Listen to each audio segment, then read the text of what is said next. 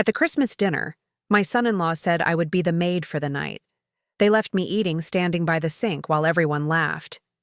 The next day, I canceled the loan I had made for his business. I'm glad to have you here. Follow my story until the end and comment the city you're watching from, so I can see how far my story has reached. I never thought my own daughter would let someone treat me this way. The aroma of roasted turkey and cinnamon filled the air as I pulled into Amy's driveway. The Christmas lights twinkled against the evening sky, illuminating the two-story suburban home my daughter and her husband Peter had purchased last spring. My arms were laden with carefully wrapped presents and a homemade apple pie, Amy's favorite since childhood.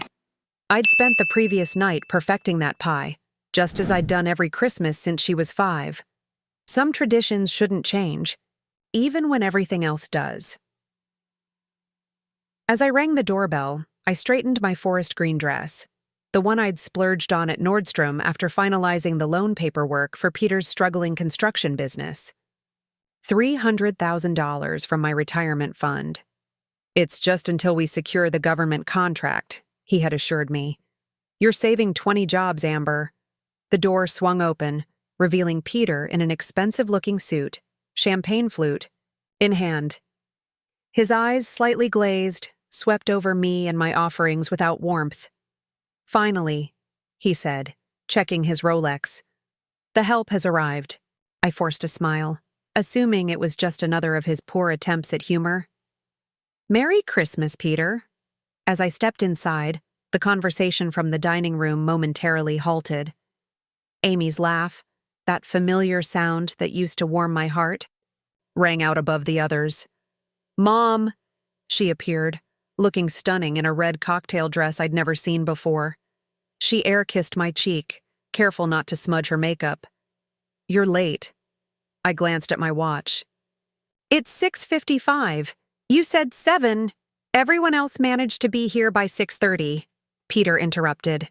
Then, turning to face their guests, 4 couples I didn't recognize, he raised his voice. Everyone, this is Amy's mother, Amber. She's graciously offered to help with serving tonight. My smile froze as he reached behind the door and pulled out a white apron. Not the cute holiday one with reindeer that hung in their kitchen, but a plain utilitarian one that looked like it belonged in a restaurant's back room. Peter, I don't understand. Oh, Mom, don't be such a spoil sport, Amy said, the slight slur in her voice revealing she'd had more than 1 glass of champagne. It's just a little Christmas fun. We told everyone we hired help, but then I said, why hire someone when my mom loves taking care of everyone? The guests laughed, some looking uncomfortable, others amused at my expense. Peter handed me the apron. The kitchen's that way. Turkey needs to be carved. Potatoes need mashing. Chop, chop.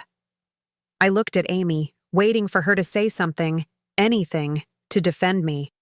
She just gave me an impatient smile and a slight eye roll toward her guests as if to say, see what I have to deal with? I brought presents, I said weakly, still clutching the bags and pie. Just put them with the others, Amy said, already, turning back to her guests. And hurry with that turkey. Everyone's starving. The next 2 hours passed in a blur of humiliation. I carved the turkey that Peter had merely warmed up after ordering it pre-cooked from an expensive caterer. I mashed potatoes that came from a gourmet grocery store container.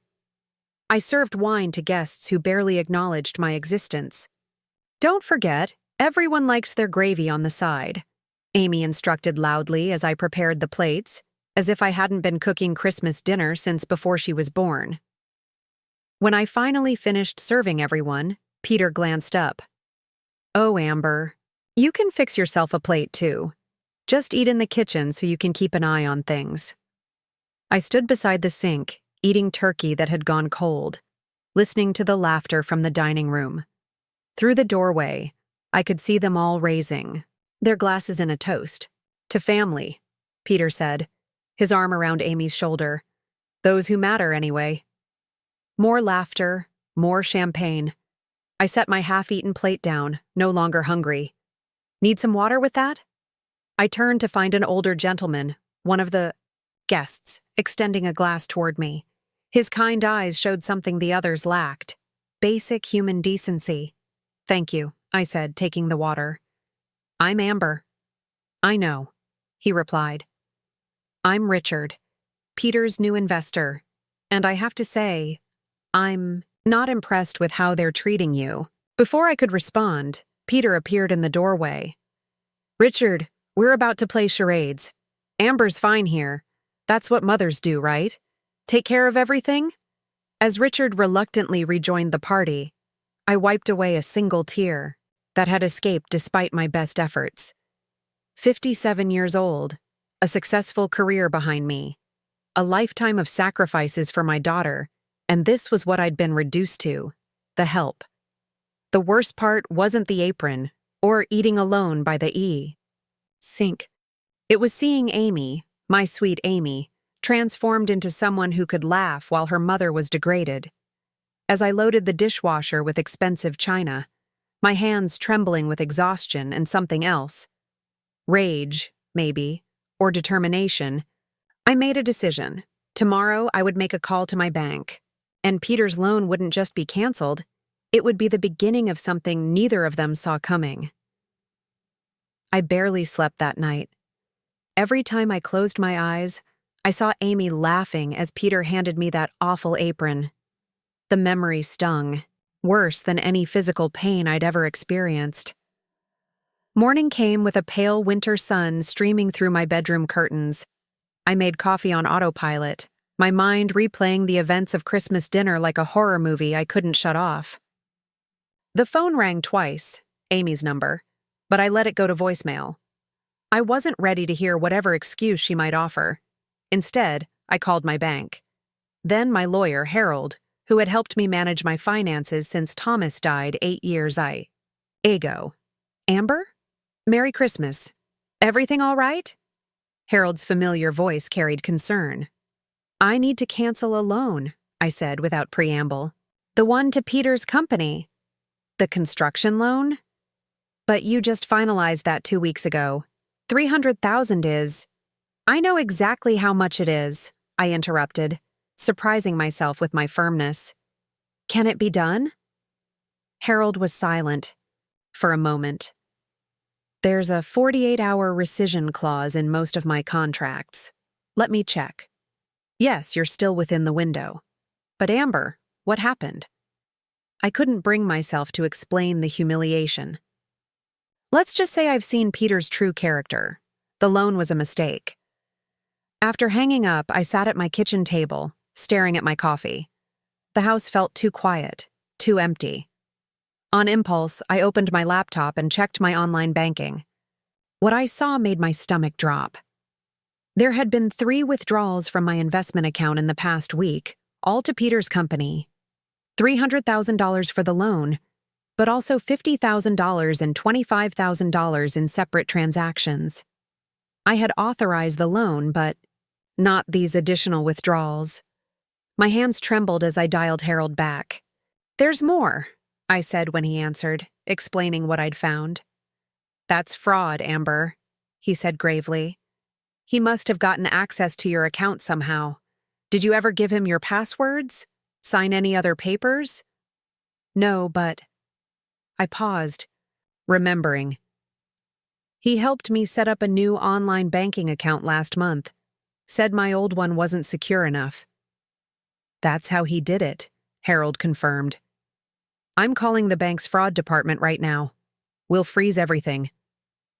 I thanked him and hung up, a strange calm settling over me. Then my doorbell rang. Rose, my neighbor of 15 years, stood on my porch with a plate of Christmas cookies and concern etched on her kind face. "You didn't answer my texts," she said, following me inside. "How was dinner at Amy's?" I hadn't planned to tell anyone, but as soon as Rose sat down at my kitchen table, the whole story spilled out. The apron being forced to serve, eating alone by the sink while everyone laughed. That little. Rose didn't finish the sentence, but her expression darkened. "And Amy just let it happen?" "She encouraged it," I said, the admission making my voice crack. She's changed so much since marrying him. Sometimes I barely recognize her. Rose reached across the table and squeezed my hand. This isn't the first time, is it? The question unlocked something in me, a realization that had been building for months. No, I admitted. It started with small things after they got engaged. Peter would make little jokes at my expense and Amy would laugh. Then he began questioning my financial decisions, offering to help manage my money since Thomas died. I remembered how Peter had gradually inserted himself into my financial affairs, first with concerns about my investment choices, then suggestions about my retirement accounts, always claiming he was looking out for family. Did you know, I continued, that they remodeled their kitchen last month? New Viking range, custom cabinets, marble countertops. Peter told me business was so bad he might have to lay off workers. If I didn't help? Rose's eyes widened. So the loan was never for his business, I finished. At least, not entirely. I checked their social media this morning. Amy posted pictures of their new boat 2 days ago. Early Christmas present from my amazing husband, she wrote. A boat, Rose echoed in disbelief. A 30-foot cabin cruiser. My voice was hollow. Apparently, they're planning a New Year's cruise down the coast, Rose shook her head. With your money? Yes. Money I saved for 25 years. Money that was supposed to last through my retirement. I took a deep breath.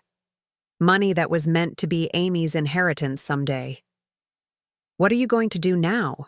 Rose asked. Before I could answer, my phone buzzed with a text. It was from Harold. Access revoked. Unauthorized transfers flagged for investigation. Call me. I showed the message to Rose, and for the first time since last night, I felt a flicker of strength return. I'm taking back control, I said. Starting with my money, but not ending there. Rose nodded approvingly. It's about time. As if on cue, my phone rang. Amy's name flashed on the screen. This time, I answered. Mom? Her voice sounded panicked. What's happening? Peter just got calls from the bank. I canceled the loan, I said, my voice steadier than I expected, and reported the unauthorized withdrawals. What? You can't do that! Peter's business depends on that money. Does his business also depend on a new boat? I asked quietly. The line went silent for a moment. Then, that's different. It was a business. Investment for client entertainment. And the kitchen remodel? Was that for client entertainment too? I don't understand why you're being like this, Amy said, her voice hardening. After everything we've done for you. What exactly have you done for me, Amy? The question wasn't angry, just genuinely curious. Made me serve your dinner guests? Mocked me and my own family? Used me as your personal bank? That's not fair. It was just a joke last night. If you can't take a little teasing, it wasn't teasing. It was cruelty, I interrupted. And it showed me exactly what you and Peter think of me.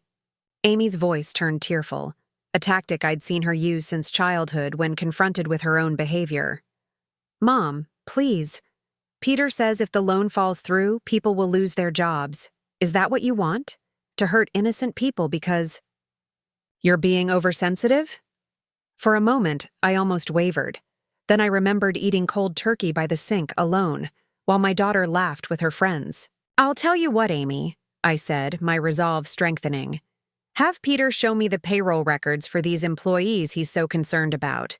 Have him show me the business accounts. If the money is truly for the business, we can discuss it. That's private company information. He doesn't have to prove anything to you. Then I don't have to give him anything, I replied simply. The loan is canceled. Goodbye, Amy. I hung up before she could respond, my heart racing but my mind clearer than it had been in months. Well done, Rose said softly. My phone immediately began ringing again. This time it was Peter. I switched it off and set it aside.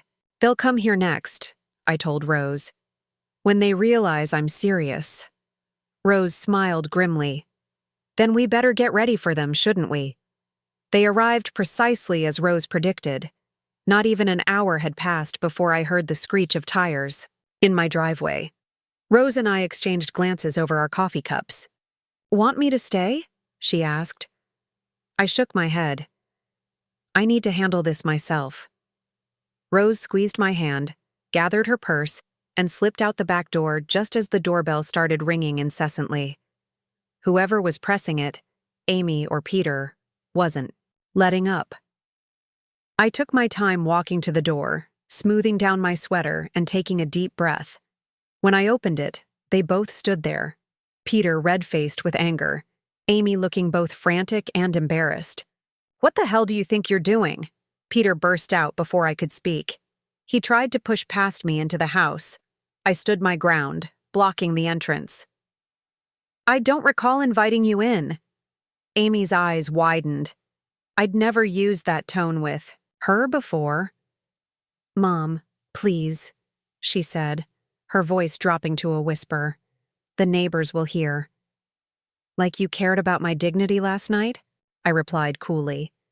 "But fine, come in. Let's talk like adults." Peter stormed into my living room, pacing like a caged animal. "You had no right to cancel that loan.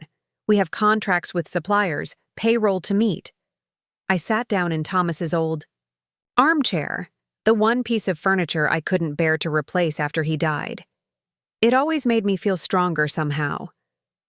"Funny you should mention contracts," I said calmly. "Because I've been reviewing mine with your company. The funds were specifically allocated for outstanding supplier invoices and employee payroll, not personal purchases." "What personal purchases?" Amy interjected, looking genuinely confused.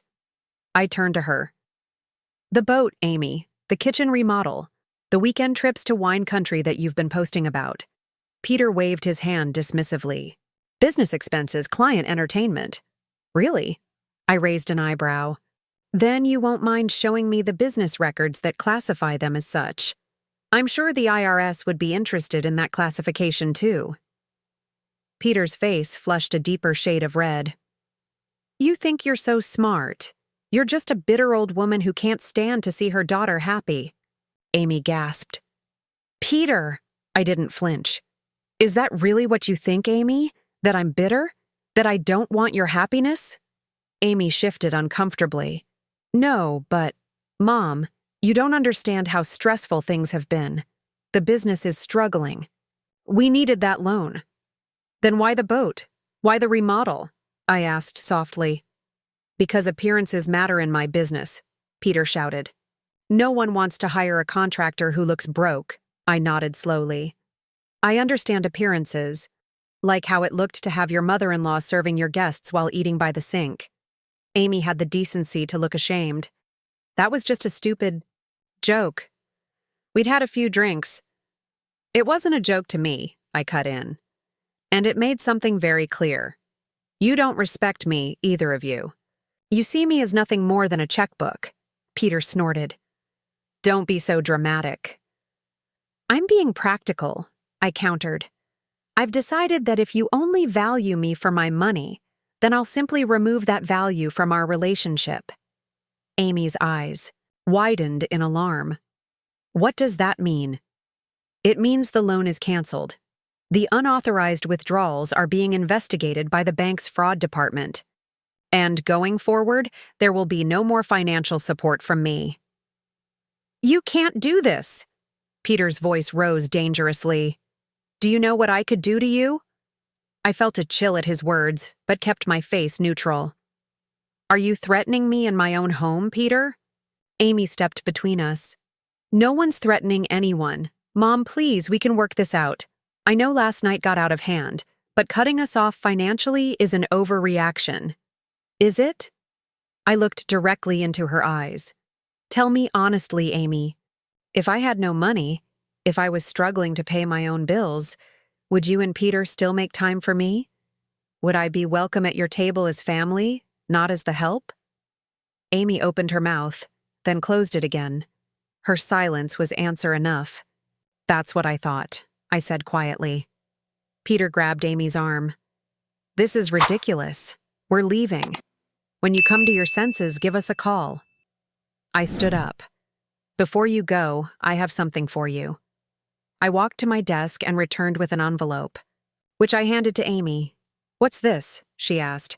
"The receipt for your wedding, the down payment on your first house, the loans for Peter's business startup, every dollar I've given you over the past 5 years." My voice remained steady. "I never kept track before, because that's not what mothers do. But since our relationship has become purely transactional, I thought you should have an accurate accounting." Amy flipped through the pages, her face paling. "Mom, I never what? Never realized how much I've given? Or never thought I'd stop?" Peter snatched the envelope from Amy's hands and tossed it onto my coffee table. "Keep your receipts and your guilt trips. We don't need your money." I smiled faintly. "I'm glad to hear that, because you no longer have access to it." When they left, Peter slamming the door hard enough to rattle the windows, I sank back into Thomas's chair, emotionally exhausted but somehow lighter. For the first time in years, I had stood my ground. My phone pinged with a text from Rose. "All clear?" "Yes," I typed back. "They're gone." "For now," Rose replied. "But this isn't over." I knew she was right. This wasn't just about money. It was about power and control. By standing up to them, I had disrupted the dynamic they'd come to depend on. They wouldn't accept that easily. As I made myself a fresh cup of tea, I realized my hands were shaking, not from fear, but from a strange excitement. For too long, I'd allowed my desire to stay connected to Amy override my own self-respect.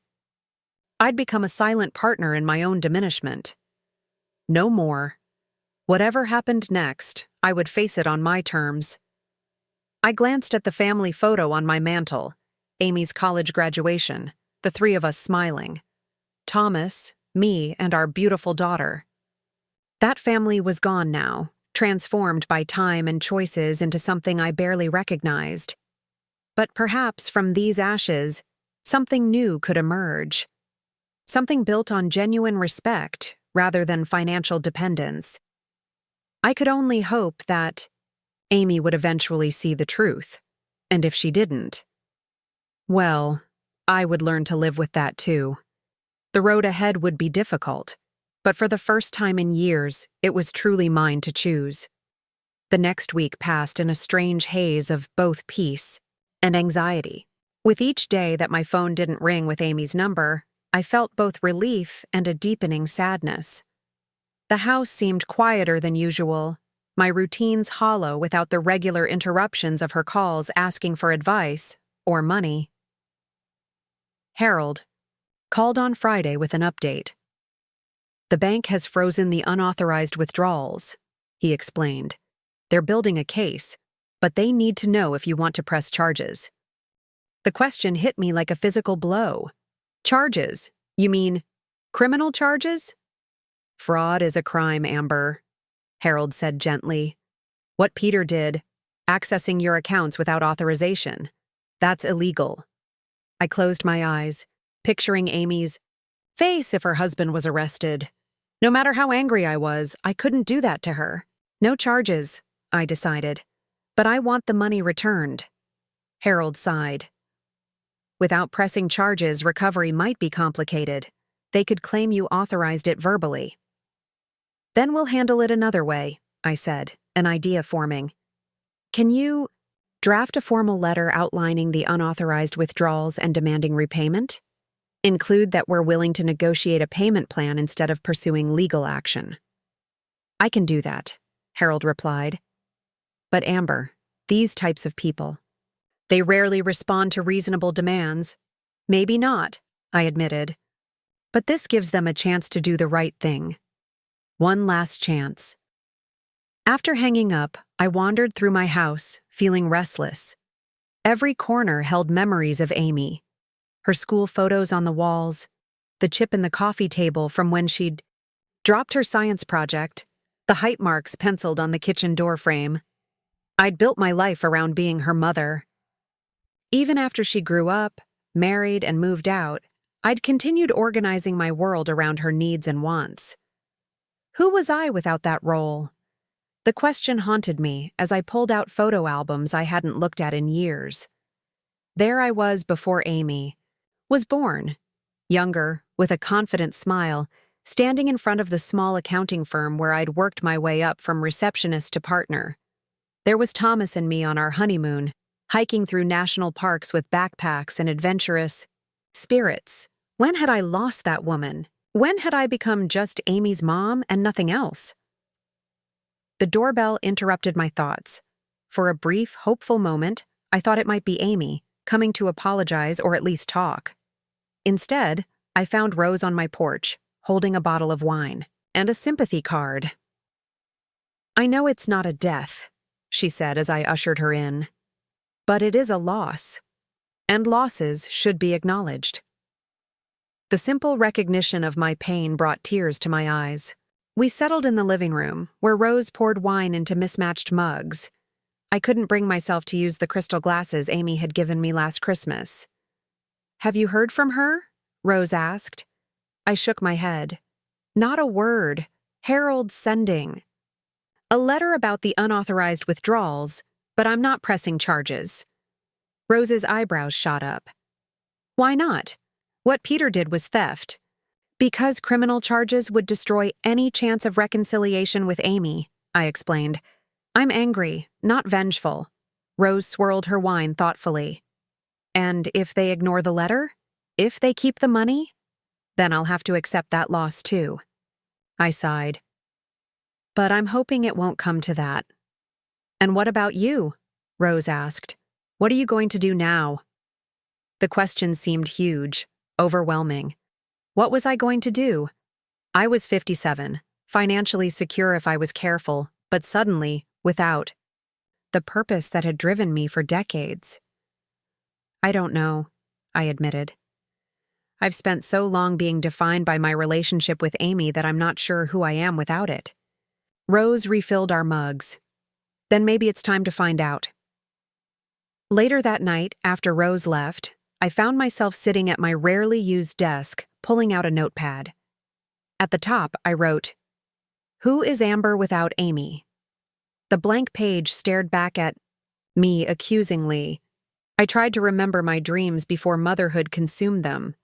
What had that young woman in the hiking photos wanted for herself? Travel, adventure, connection, learning. I began to write, hesitantly at first, then with growing conviction. Places I wanted to see, skills I wanted to learn, people I wanted to reconnect with, books gathering dust on my shelves that deserved to be read. By midnight, I had filled 3 pages. None of the items were revolutionary. I wasn't planning to climb Everest or sail solo around the world, but they were mine. Desires untethered from my role as a mother, unrelated to Amy's needs or approval. The next morning, I woke with a clarity I hadn't felt in years. Over coffee, I made 2 phone calls that would reshape my life. The first was to the community college where I'd once taken night classes. "Yes, I'd like to register for the spring photography course," I told the administrator. "And do you still offer that watercolor workshop?" The second call was to a travel agent. "I'm interested in that seniors group tour to the national parks this summer," I said. "Yes, just for one." By the time I hung up, I felt a fluttering excitement in my chest. I looked around my living room, seeing it with fresh eyes. The furniture was arranged exactly as it had been when Thomas was alive. The walls covered with photos of Amy's milestones, the shelves filled with knickknacks I'd accumulated but never particularly loved. It was a room designed for the past, not the future. I spent the rest of the day rearranging furniture, taking down some photos, and making a donation pile of items that no longer brought me joy. With each change, I felt lighter, more myself. Around 3 o'clock, my doorbell rang again. This time, it was a courier with an envelope from Harold's office. Inside was a copy of the letter he'd sent to Peter and Amy, formally demanding repayment of the unauthorized withdrawals. It was respectful but firm, leaving no doubt about the seriousness of the situation. I read it twice, then slipped it into my desk drawer. The ball was in their court now. They could choose to make amends, or they could choose to sever the relationship completely. Either way, I would be okay. Not because I didn't care. I would always care, always love Amy, but because I was reclaiming the parts of myself that existed independently of her, the parts I'd neglected for too long. That evening, as I sat on my newly repositioned couch with a book I'd been meaning to read for years, my phone pinged with a text message. Amy, we need to talk. Can I come by tomorrow? Simple, direct, without apology or accusation. I considered my response carefully, typing and retyping several versions before settling on one just as simple. Me. Yes. 10 a.m. Come alone. Her reply came immediately. I will. I set the phone aside, my heart beating a little, faster. Tomorrow would determine whether there was a path forward for us or if the breach was permanent. I wasn't naive enough to expect a magical reconciliation, but perhaps there was still hope for understanding. Whatever happened, I would face it as the woman I was rediscovering. Not just Amy's mother, but Amber in her own right. A woman with her own dreams, boundaries, and dignity. That night, I slept more peacefully than I had in weeks. At precisely 10 a.m., the doorbell rang. I'd been up since dawn, alternating between nervous cleaning and rehearsing what I might say to Amy. Now, taking a deep breath, I opened the door. My daughter stood on the porch looking nothing like the polished, confident woman who had laughed at the Christmas dinner. Her hair was pulled back in a messy ponytail, her face bare of makeup, and dark circles shadowed her eyes. She wore jeans and an old college sweatshirt, clothes I hadn't seen her in since before she met Peter. Hi, Mom, she said quietly. I stepped aside to let her in. Hello, Amy. We moved to the living room, where she immediately noticed the changes. The rearranged furniture, the missing photos, the empty spaces where Thomas's collections once cluttered the shelves. You've been redecorating, she said, surprise evident in her voice. Just making some changes that were overdue, I replied, gesturing for her to sit. Would you like some coffee? She nodded, and I was grateful for the brief reprieve as I went to the kitchen. When I returned with 2 mugs, Amy was studying the small stack of travel brochures on the coffee table. National parks? She asked as I handed her the coffee. Since when are you interested in camping? Since always, I said simply. Your father and I used to hike and camp before you were born. I'm thinking of revisiting some of those places this summer. Amy looked genuinely confused. Alone? With a tour group, I clarified. For seniors. I couldn't help but smile at the term. I'd never thought of myself as a senior before. Amy set down her mug. Mom, about Christmas. I sat across from her, keeping my expression neutral. Yes? It got out of hand. We were drinking, and Peter thought it would be funny, and then everyone was laughing. She trailed off, perhaps realizing how weak the explanation sounded. And you joined in, I finished for her. She looked down at her hands. Yes, I'm sorry. The apology hung in the air between us. Simple words, seemingly sincere, but somehow incomplete. Why? I asked finally. Why did you think humiliating me would be funny? Amy flinched. I didn't think of it as humiliation. I just what? She struggled to find the words. Peter said it would be a good joke, and I wanted his friends to, like me. They're all so successful and sophisticated, and I'm always worried they think he married beneath him. The admission surprised me. So you elevated yourself by pushing me down? Amy's eyes filled with tears. When you put it like that, it sounds awful. It was awful, I said, keeping my voice gentle but firm. I spent Christmas night eating cold food alone while listening to my daughter and her husband mock me. Do you have any idea how that felt? A tear slipped down her cheek. I didn't think about how you would feel. I got caught up in being part of Peter's world. I nodded slowly. I understand that pull, wanting to belong. But Amy, at what cost? You've changed so much since you married him. I've grown up, she protested weakly. You've become someone who treats people according to their usefulness. I countered. That's not growth. Amy wiped her tears with the back of her hand. I received the letter from your lawyer about the money. Yes, I acknowledged. There were unauthorized withdrawals from my account. Peter says you gave him permission to manage your investments, she said, though her tone lacked conviction. I did not, I replied firmly. And I think you know that. She didn't deny it. Instead, she stared down at her coffee. He's furious. He says you're trying to ruin us by asking for my own money back. The timing, she said. His business is struggling. The loan was supposed to help until a big payment comes through next month. I sighed. Amy, I've seen your social media posts, the boat, the kitchen, the weekend trips. That doesn't look like a struggling business to me. She had the grace to look ashamed. The boat was used, the kitchen was. Peter says we need to project success to be successful. And my loan? Was that going to the business or to projecting success? Amy didn't answer immediately. When she finally spoke, her voice was barely above a whisper. Some of both, I think. The admission cost her. I could see it in the slump of her shoulders, the trembling of her hands around the coffee mug.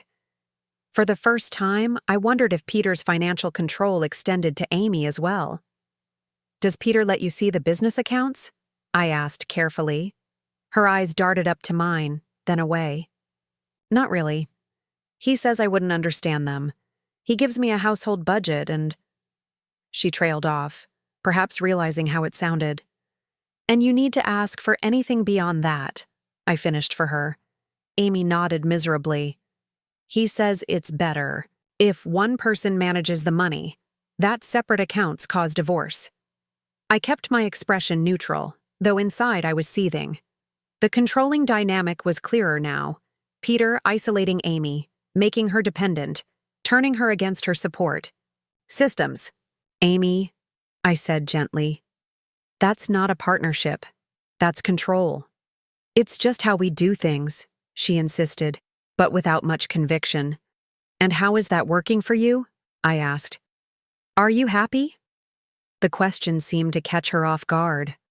I don't know. Sometimes. When things are good, they're really good. But lately… Lately what? She shook her head. It doesn't matter. What matters is fixing this situation with the money. Peter wants me to convince you to drop the whole thing. He says family should stick together.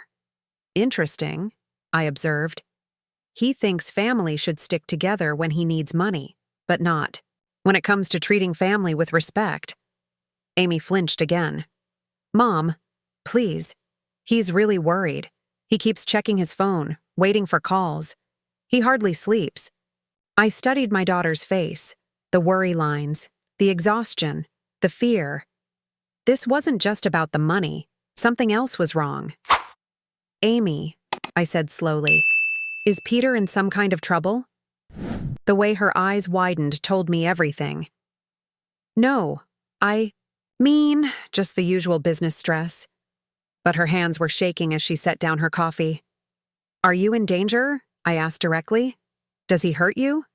No, she exclaimed, and this denial seemed genuine. He's never laid a hand on me.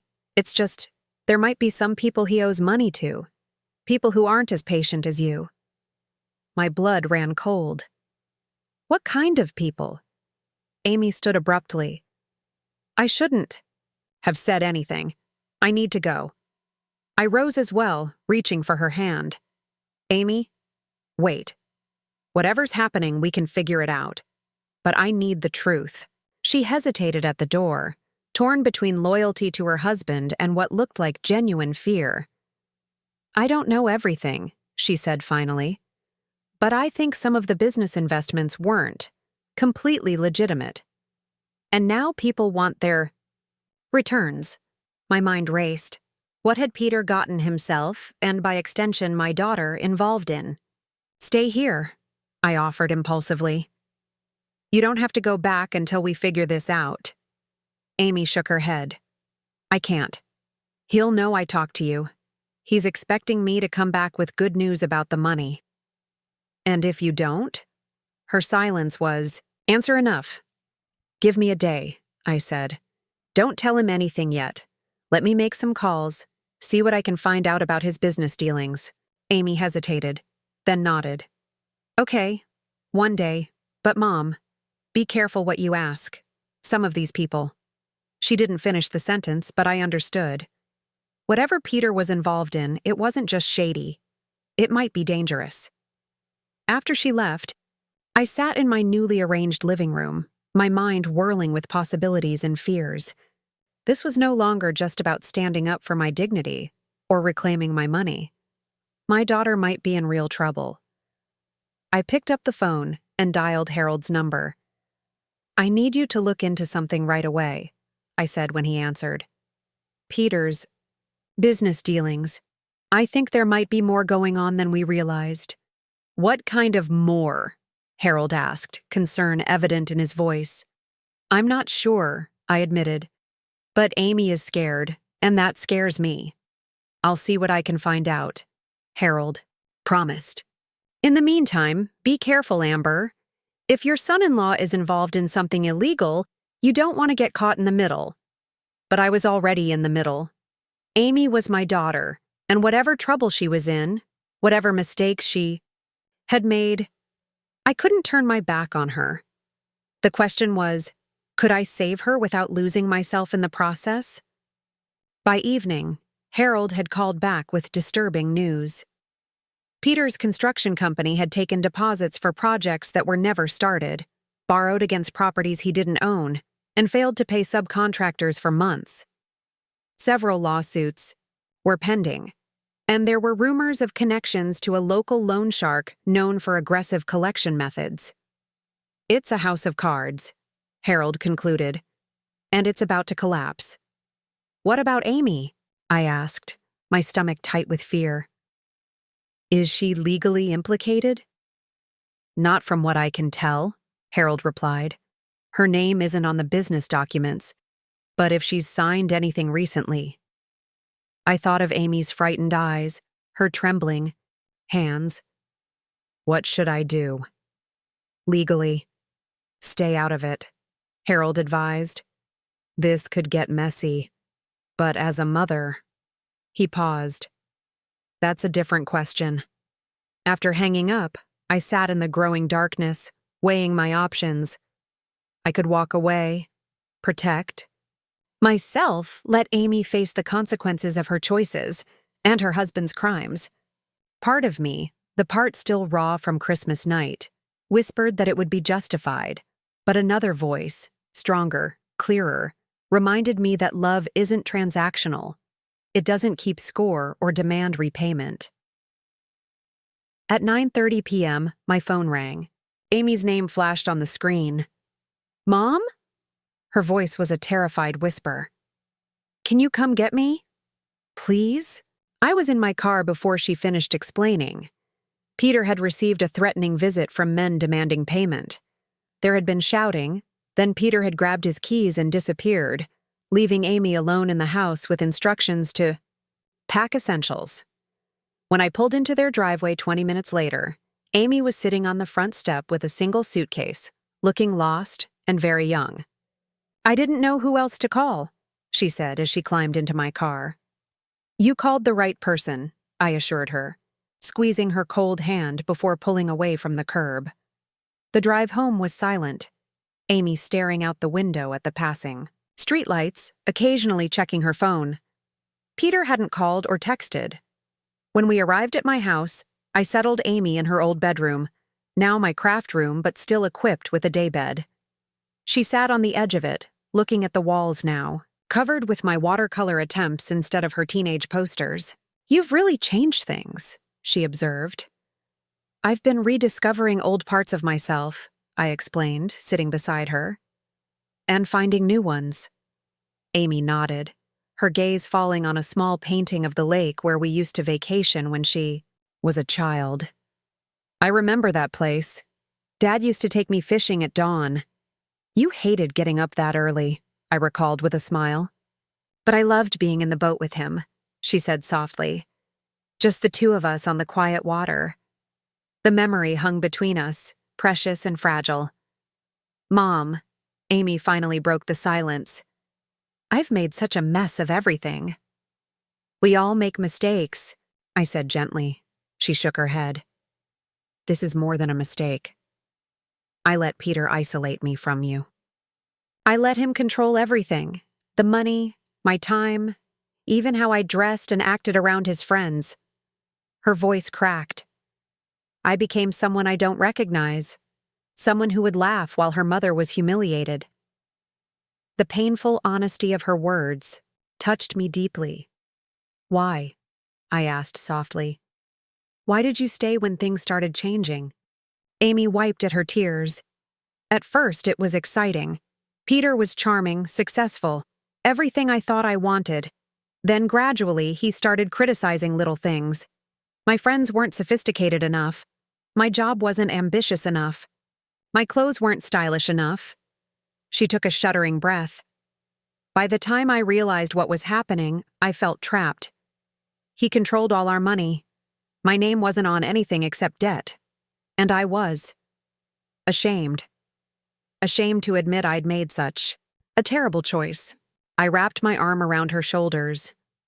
"Oh, Amy. The worst part," she continued, "was how he talked about you. Always subtly putting you down, making jokes at your expense, testing to see if I would defend you or join in. And I failed that test. I failed you." Her sobs broke my heart. I held her as she cried, this grown woman who was still, in so many ways, my little girl. "I'm so sorry, Mom," she managed between sobs. "For Christmas, for everything." "I know," I said, stroking her hair. "I know you are." When her tears subsided, I brought her a glass of water and sat beside her again. "Amy, I need to ask you something important. Did you know about Peter's business practices? The fraud?" She shook her head. "Not at first. I knew things weren't going well, but he always had explanations. It was only in the last few months that I started. Finding papers, overhearing phone calls. I confronted him once, and he..." She swallowed hard. "He didn't hit me, but he threw a glass against the wall. After that, I was afraid to ask." Relief washed over me. Amy wasn't complicit in Peter's crimes, just another of his victims. "We'll figure this out," I promised. "For tonight, just rest." As I turned to leave, Amy caught my hand. "Why are you helping me? After how I treated you, I wouldn't blame you for turning me away." I smiled sadly. "Because I'm your mother. That doesn't change, even when things between us do." In the morning, we called Harold. The news wasn't good. Police were looking for Peter, whose car had been found abandoned at the state line. Several angry investors had come forward, and the district attorney was preparing fraud charges. "What about Amy?" I asked while she was in the shower. "She should cooperate fully," Harold advised. "Make it clear she wasn't involved in the business. She might lose assets tied to Peter, but she shouldn't face charges unless there's evidence she participated in the fraud." When Amy emerged, I relayed the advice. She nodded, resigned but resolute. "I'll talk to the police. Tell them everything I know." She looked around my newly arranged living room. "I have to start over anyway." The next few months were difficult. Amy was questioned repeatedly by investigators but eventually cleared of wrongdoing. Peter remained missing, though federal authorities had traced him to Mexico. The beautiful house was foreclosed upon, the boat repossessed, and Amy's credit destroyed by the debt Peter had accumulated in both their names. She moved into my spare room while sorting out her life. Initially, I worried about boundaries. Would we fall back into old patterns? Would she expect me to solve her problems? Would I enable her to avoid responsibility? But something fundamental had changed between us. Christmas night had broken us, but from that breaking came an opportunity to rebuild on a healthier foundation. Amy found a job at a local real estate office, modest but steady. She insisted on paying rent, though I put the money into a savings account for her without telling her. In the evenings, she sometimes joined me for my painting class or helped me plan my summer parks tour. We talked, really talked, about things we'd avoided for years. Her childhood, my marriage to Thomas, the pressure she'd felt to live up to impossibly high standards, the loneliness I'd experienced after becoming a widow. Slowly, cautiously, we built a new relationship based on mutual respect rather than obligation or financial dependence. One evening in late spring, as we sat on the porch watching the sunset, Amy turned to me. "I've been approved for an apartment," she said. "It's small, but the complex has good security and it's close to work." I felt a mixture of emotions, pride in her independence, sadness at the coming separation, relief that we'd navigated this difficult time without permanent damage. "That's wonderful," I said sincerely. "When will you move?" "Next weekend," she replied. But I was thinking, would you like to have dinner together on Sundays? Not every week if you're busy, but maybe regularly? The simple invitation meant more than she could know. Not a demand, not an expectation, but a genuine desire. "For my company? I'd like that very much," I said, smiling. As summer approached, I prepared for my national parks tour. 2 weeks exploring places I'd dreamed of revisiting for decades. Amy helped me shop for hiking boots and a good camera. The night before my departure, she surprised me with a small farewell dinner, just the two of us, nothing elaborate. She cooked her father's favorite pasta dish from the recipe I'd taught her years ago. After dinner, she handed me a small wrapped package. Inside was a leather-bound journal with my name embossed on the cover. "For your trip," she explained. "I thought you might want to record your adventures." I ran my fingers over the supple leather, the thoughtfulness of the gift touching me deeply. "There's something else," Amy said, her voice growing serious. She reached into her pocket and pulled out a check. "This is the first payment, for the money Peter took." I stared at the check, a modest amount, but clearly significant given her current salary. "Amy, you don't need to." "Yes, I do," she interrupted gently. "It might take years, but I'm going to pay back every cent. Not because you're demanding it, but because it's right." I looked at my daughter, this strong, resilient woman who had lost everything but was finding her way back with dignity and integrity. "I'm so proud of you," I said, meaning it with all my heart. Amy's eyes filled with tears. "I'm trying to be someone you can be proud of. Someone I can be proud of." As we cleared the dishes together, I realized that the painful Christmas night had ultimately given us both an unexpected gift, the chance to break destructive patterns and rebuild a relationship based on genuine love and respect rather than obligation or financial entanglement. I would never again be the woman eating cold turkey by the sink, silently accepting disrespect in exchange for connection, and Amy would never again be the woman who valued appearances over authenticity. We had both served our time in roles that diminished us. Now, we were finding our way to something better, something real, and that was worth more than any inheritance I could ever leave her.